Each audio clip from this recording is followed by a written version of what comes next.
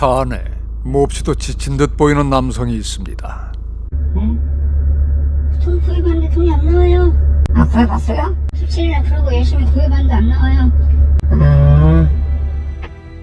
영상 속 남성의 얼굴은 상처투성이, 눈빛도 초점을 잃은 듯 보입니다. 그 뒤로 얼마 뒤인 지난 7월 29일 오전 11시 31분경 119로 구조 요청이 도착합니다. 출동 위치는 전남 여수시의 자동차 전용 도로인 엑스포대로 곁 졸음 쉼터였습니다. 당시 생명이 위급하다는 심정지 환자는 그곳에 주차돼 있던 SUV 안에 있었습니다. 그때 차량 운전자분이 신고하신 걸로 되어 있고요. 사망자의 위치는 운전석 옆에 보조석이었고요. 구급대원이 현장에 도착했을 때 이미 숨져 있었다는 구조 대상자는 앞서 본 영상 속 그 남성이었습니다. 당시 두 남성이 타고 있던 차량 안은 심한 악취로 가득했고 숨진 남성은 옷에도 오물이 묻어 있었던 걸로 확인됩니다.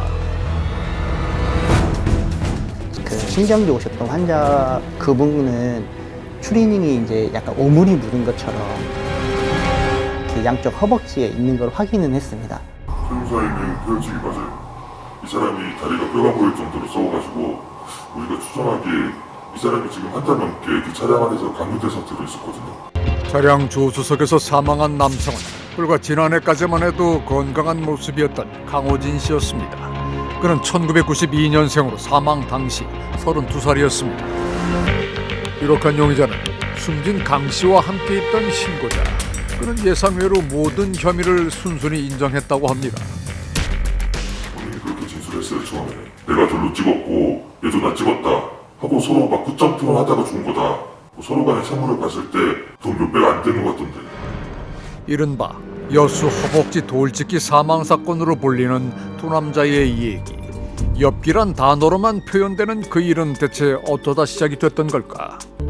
발단은 게임이었다고 합니다. 신고자는 인터넷 게임을 통해 숨진 강 씨와 알고 지냈고 스스로 게임 머니와 현금을 서로 빌리거나 갚아왔다고 합니다. 그런데 그 정산 결과에 서로가 불만이 쌓여왔고 그 갈등 때문에 급기야 차 안에서 끝장 토론을 시작했다는 두 사람. 그 과정에서 허벅지 돌직기란 벌칙을 만들어 서로 잠을 자지 못하게 한 건 결론을 빨리 내기 위해서였다고 합니다. 누구라도 쉽게 납득하기 힘든 신고자의 자백. 하지만 신고자의 허벅지에서도 돌직기 벌칙이 남긴 흔적이 역력했다는 게 수사 관계자의 설명입니다. 얘는 거의 이제 사망 직전이었거든요. 일단 그 애를 갖다가 살려야 되니까. 왜냐면 애까지 죽어버리면 뭐 무슨 내용인지 알 수가 없지 않습니까? 사건의 유력한 용의자이지만 석연치 않은 진술만을 남긴 채 곧장 위중한 상태로 빠져들었다는 신고자. 그는 31살의 오지훈 씨였습니다. 수차례의 수술과 피부 이식 등의 과정을 거친 뒤 오지훈 씨는 기적처럼 의식을 되찾은 걸로 확인됩니다. 졸음 쉼터에서 발견된 지 2달여가 된 시점에 만난 오지훈 씨. 그것은 세상에 알려진 대로 게임머니로 인해 쌓여온 갈등에서 비롯된 걸까? 게임머니나 서로 그걸 위해서 자기 쓰고 있는 통장에서 제 이름으로 돈이 빠져나갔다. 뭐 그러면서 처음이었던 것 같아. 그게 22년도 11월. 비극의 시작은 예고에도 없던 숨진 강호진 씨의 방문이었다고 합니다. 지난해 11월 지훈 씨를 찾아와 황당한 주장을 했다는 강 씨. 그와는 직장 생활 중 만나 한때 친하게 지냈던 사이였다고 합니다.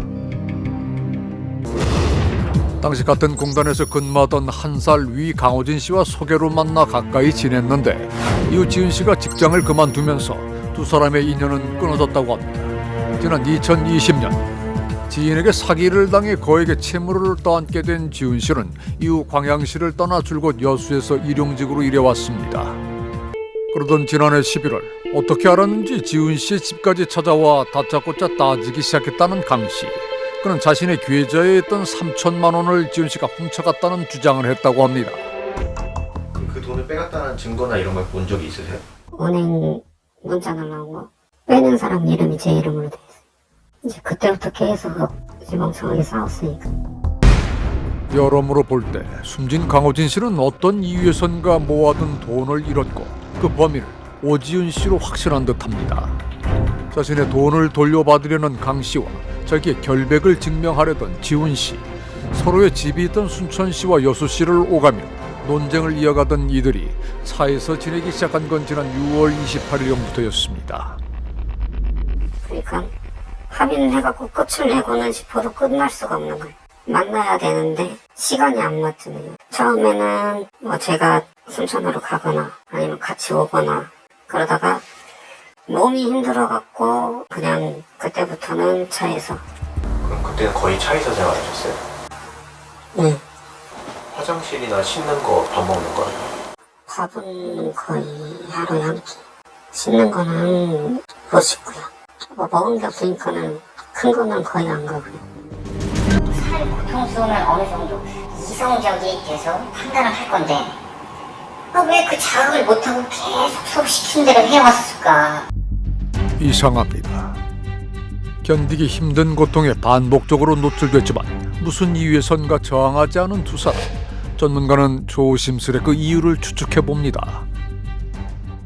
그런 상태에 이르기까지 도주도 안 하고 저항도 못 하고 그냥 그대로 감내를 했다는 것을 생각을 하면 위기에 의한 폭력으로 봐야죠. 똑같이 벌칙을 주고받는 두 사람 사이에는 상대보다 더 높은 지위, 그러니까 위기에 의한 폭력은 설명되지 않습니다. 그런데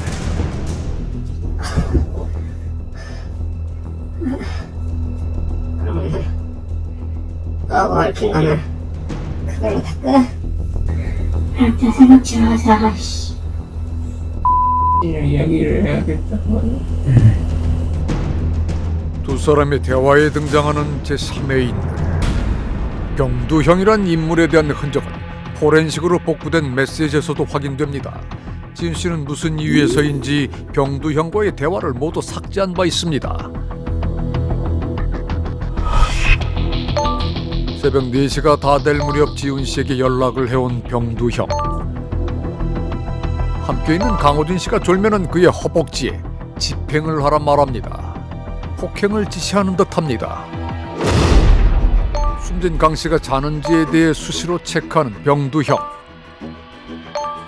강호진 씨가 졸 경우 동영상을 찍어 보내라고도 합니다. 그의 지시대로 지훈 씨는 숨진 강 씨가 조는 모습이 담긴 영상을 수시로 전송하기도 했습니다.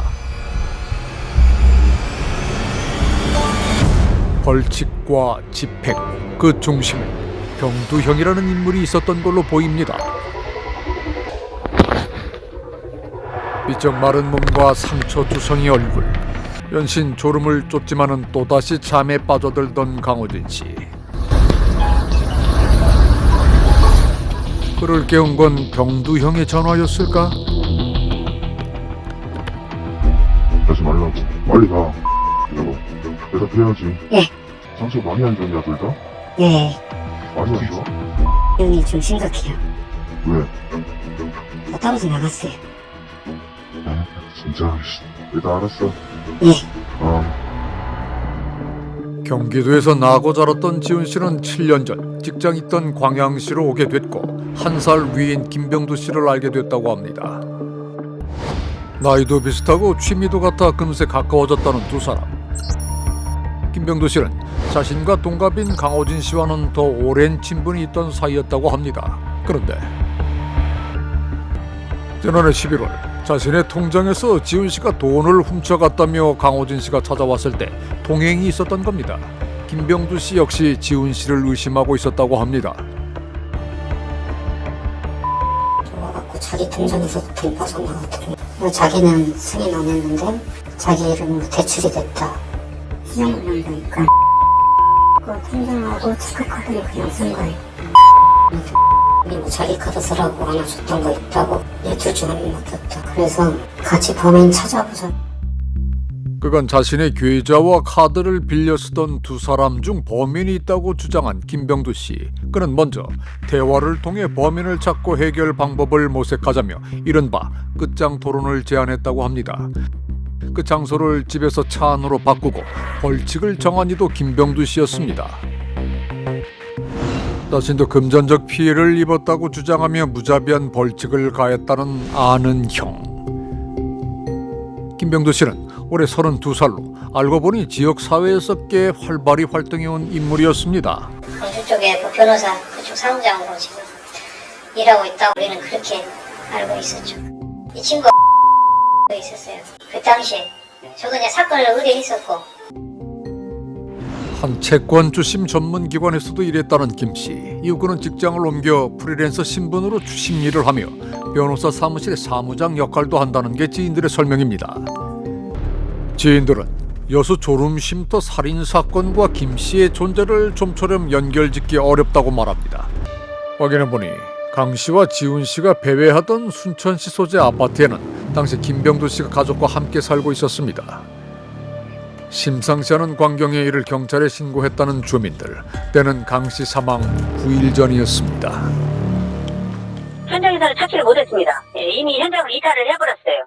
저희가 차적 조회를 해서 보니까 이제 아파트가 차주로 돼 있어요. 그래서 차주한테 제가 전화를 했죠. 당시 지훈 씨와 강 씨가 타고 있던 차량 명의자는 김병두 씨였습니다. 여보세요? 예, 혹시 씨 되십니까? 예, 맞습니다. 네, 혹시 그거 어느 분이 운전하고 계신가요? 저기 제 동생이 운전하고 있습니다. 제가 변호사 사무실 근무하거든요. 아, 그러세요? 이 친구가 새로 아파트 올라가잖아요. 네. 거기 현장 다니거든요. 제가 최근에 연락을 안 해봤어요. 이제 그렇게 얘기하시더라고요. 차주가 그 동생들을 도움을 주는 사람으로 생각을 했죠. 연락이 소홀했다던 그 아는 동생과 그로부터 30분 뒤 통화를 한 김병두 씨. 전화를 받은 사람은 바로 지훈 씨였습니다. 오늘 빨리 장가. 빨리 움직여. 주변에 너 보고 있거나 그런 거 없지? 네, 소송 계속해. 네. 형이 좀 심각해요. 왜? 저 떨어져 나갔어요. 진짜. 일단 알았어. 과연 둘 중 무엇이 진짜 김병두 씨의 얼굴일까? 지난 7월 29일 강호진 씨의 사망을 확인했던 수사 관계자 역시 차량의 명의자인 김 씨에게 곧장 연락을 했다고 합니다. 차를 내가 좀 도움을 준다는 식으로 이렇게 빌려준 거다. 걔네들이 왜 차였는지 모르겠다. 한 명은 지금 수술 중이라서 대화가 안 되고 얘는 이제 죽어버렸고 우리가 할 수 있는 거는 역추적밖에 없어요. 누군가가 있겠다라고 생각만 했지 역으로 추적을 해보니까 만나는 장면을 확인했어요. 생존한 지훈 씨가 의식이 없는 동안 방대한 양의 CCTV 영상들을 되짚어 가던 중 결정적인 장면을 발견했던 겁니다. 얘가 도착하니까 그 살아있는 애가 와서 앞에서 대기하고 있다가 90도로 인사를 해요. 얘가 90도로 인사를 하고 얘는 서서 담배를 막 팍팍 피니까 막 뭐라고 손짓을 막 이렇게 막 해요. 분명히 내가 물어봤을 때는 전혀 모른다는 식으로 답했던 애가 여기 와서는 전혀 다른 모습이잖아요. 그때 얘다 느낌 받고 얘를 집중해서 수사를 하게 됩니다. 그 얘네들이 뭐 신용 불량자라서 명의 그 통장을 사용하다 보니까 나 실제로 얘네 통장에 들어온 돈을 지가 다 뺏쓰고 출금자 OT 이런 식으로 의심하게끔 만드는 작업을 하는 거죠. 숨진 강호진 씨도 또 생존한 오지훈 씨도 모두 신용불량자였는데 이들에게 김병두 씨가 자신의 계좌를 빌려줬다고 합니다. 때문에 두 사람의 금융 내역을 볼 수 있던 김 씨. 지난해 11월 강호진 씨가 쓰던 계좌에서 3천만 원이라는 큰 돈을 자신에게 이체하면서 그 내역을 오지훈 씨가 출금한 것처럼 김병두 씨가 꾸민 겁니다. 정작 돈을 훔쳐간 도둑이면서 그 누명을 지훈 씨에게 덮어씌웠던 김 씨. 오지훈 씨도 김 씨의 계좌를 사용하고 있고 강호진 씨도 김 씨의 계좌를 사용하고 있다는 사실을 서로 알지 못했다고 합니다. 지난 6월 28일경부터 사실상 차량에 감금된 상태에서 순천 지역에 주로 머물렀던 강 씨와 지훈 씨. 수사기관은 이들 서로가 상대에게 벌칙을 가하기도 했지만 그 역시 모두 김 씨의 짓이었다고 보고 있습니다. 그런데 그는 단지 규칙과 벌칙만을 정한 게 아니었습니다. 자기 오면 출장해달라고 그런 게 있었으니까 10만 원이라도 중간에 떼죠. 제일 많이 부르는 게 150. 직접 찾아오지 않을 때에는 밤새 통화를 연결해뒀다는 김씨. 그럴 때도 그 대가로 100만 원이 넘는 돈을 요구했는데 그것을 김씨는 공탁이라 부르고 있었습니다. 하고 열심히 구해봤는데 안 나와요. 거기 어차피 놔주려고 한 게 아니라 부탁하려고 한 거잖아요. 응? 부탁도 같이 하려고. 김병두 씨가 요구한 돈을 구하지 못해 걱정하는 모습의 강 씨. 두 피해자가 그 공탁을 위해 가족과 지인들에게 돈을 구하는 사이 김병두 씨의 삶은 그 어느 때보다 화려하게 반짝인 듯 보입니다. 몇 달 전 김 씨에게 일어났다는 눈에 띄는 변화. 최근에 이제 좀 좋은 차로 바꿨어요. 그걸 막 요즘 사람이 되게 잘 되나? 라고 저희는 생각을 했죠. 사무장 하다 보면 그 영업 사무장 있잖아요. 네. 그렇게 생각을 했던 거죠, 저희는. 인생이 좋아버리면 솔직히 살 수 있죠. 그거 다 거짓말입니다. 실제로 계좌 그거 우리가 다 확인했거든요. 얘가 그래서 19년에서 20년까지 됐거든요. 1년 정도. 거의 평균이 100에서 150 사이예요. 거의 매달 평균. 김 씨는 과거 약 1년여간 한 채권 주심 전문기관에서 계약직으로 일했는데 그 수입은 크지 않았다고 합니다. 투잡으로 하고 있다던 변호사 사무실의 사무장, 실제로는 한 사무실에서 2주 만에 해고된 것이 김 씨 사무장 이력의 전부였습니다. 그간 김병두 씨가 누린 경제적 풍요는 스스로 일한 결과가 아니라 두 피해자를 속여서 갈취한 범죄 수익으로 보인다고 합니다. 그런데 그게 1월 1일부터 사망 시점까지 6억 6천이거든요. 그 사건 당일날부터 뭐 이제 돈 빼고 막 난리를 합니다. 아주 그냥 엄청 바쁘게 움직여요. 그 피해자들이 사용했던 계좌를 다 없애버리고 돈 싹 다 빼가고. 직후에 이제 돈을 옮긴 게 그럼 얼마나 되는 거예요? 4억이 넘죠. 4억이. 그 추가 기소가 들어갔답니다. 병두 형이 바라는 대로 6억 원이 넘는 돈을 어머니를 통해 제공한 지훈 씨. 대체 그 많은 돈은 어쩌다 빼앗긴 걸까? 형도 또 고소를 하고 그렇게 꼬여 있는 거예요. 처음 자신이 쓰는 계좌에서 지훈 씨가 돈을 빼갔다고 오해했던 강호진 씨. 그런데 어느 순간부터 강 씨가 지훈 씨에게 무차별적인 소송을 제기했다는 겁니다. 다행히 사무장 신분이던 김병두 씨 덕에 곧장 대응은 했는데 그 과정에서 비용이 발생했다고 합니다. 지훈 씨는 김 씨가 가한 벌칙의 고통을 끝까지 견딘 이유가 자신에게 그의 존재가 꼭 필요해서였다고 말합니다. 지훈 씨는 직장 생활을 시작하고 얼마 안 돼 교제하던 여자친구의 지인에게 자신 명의의 신용카드를 빌려주고 매달 이자처럼 용돈을 받은 적이 있다고 합니다. 하지만 그 지인의 연체로 지난 2019년 1억 2천여만 원의 빚을 지게 됐다는 지훈 씨. 어떻게 하지가 제일 고민 많이 됐었죠. 밀리고 할 때 가 못 다녔어요. 그러니까 이제 전화를 제가 한 거죠. 자문해주고 변호사 찾는 거 이런 거 도와주고. 실제 김 씨가 소개해준 변호사는 지인에 대한 대여금 반환 소송에서 승소를 이뤄내기도 했습니다. 이 같은 일을 겪으며 김 씨를 신뢰하게 됐다는 지훈 씨. 19년도 20년도 때 이거 하면서 자기도 자기 돈이 들어갔다. 그렇게 해서 한 달에 제가 150만 원씩 보냈어요. 사기를 친 지인 명의의 재산이 없어 당시 피해를 떠안게 됐던 지훈 씨에게 금융기관의 압류를 피하라며 자신의 계좌를 빌려준 이도 김병두 씨였다고 합니다. 자신을 돕다 빚까지 졌던 병두 형. 그는 지훈 씨에게 은인과 같은 존재였던 겁니다. 그렇다면 동갑인 강호진 씨에게 김 씨는 어떤 존재였을까? 그 무렵 신용불량자가 된 강 씨는 역시나 김병두 씨의 계좌를 빌려 생활해온 것으로 확인됩니다. 너무도 닮은 두 피해자의 사연. 그렇다면 지난해 11월 이후 강호진 씨도 지훈 씨가 자신에게 소송을 걸어왔다는 김 씨의 말에 속았고 그 재판에서 이기기 위해 모든 걸 김 씨에게 의지했던 게 아닐까? 전혀 없죠. 그냥 자기가 말로 뱉은 것을 얘네들한테 주입시키는 거예요. 그 얼마 들어. 소송기록도 얼마 들어갔다 갚아라. 어? 피해자들을 돕다 생겼다는 김 씨의 채무는 거짓이었습니다. 20대의 젊은 나이에 신용불량자 신분이 되고 그 수습 과정에서 채권주 심리를 하던 김 씨에게 모든 걸 의지했던 두 피해자. 사실상 보호자 역할을 했던 김 씨는 그 기회를 이용해 이들을 약탈했던 걸까? 대한민국에 지금 현재 살아가고 있는 평범한 그 나이 대 사람이랑 많이 다르지 않아요. 세상을 살아가는 데 필요한 되게 많은 지식과 경험을 충분히 가지지 못한 상태에서 어른이 돼요.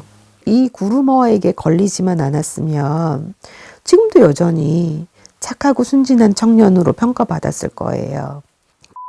이 되게 오랫동안 이 사람들을 소위 길들이기를 한 거예요. 강호진 씨의 죽음이 임박했음을 결코 몰랐을 리 없었을 김병도 씨. 조급한 마음에서였을까? 김 씨는 그 스스로 증거를 남겼습니다. 네가 나한테 때려줘라는 식으로 한 거고 그거를 우리가 집행으로라고 했잖아.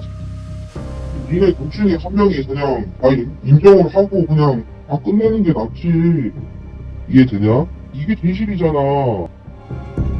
이 대화 이틀 뒤 강호진 씨는 31살 그 귀한 생을 서둘러 마감하고 말았습니다. 그것이 알고 싶다에서는 대전광역시 송촌동에서 발생한 택시기사 살인사건에 대해 알고 계시거나 피해자 김모 씨를 아시는 분들의 연락을 기다립니다.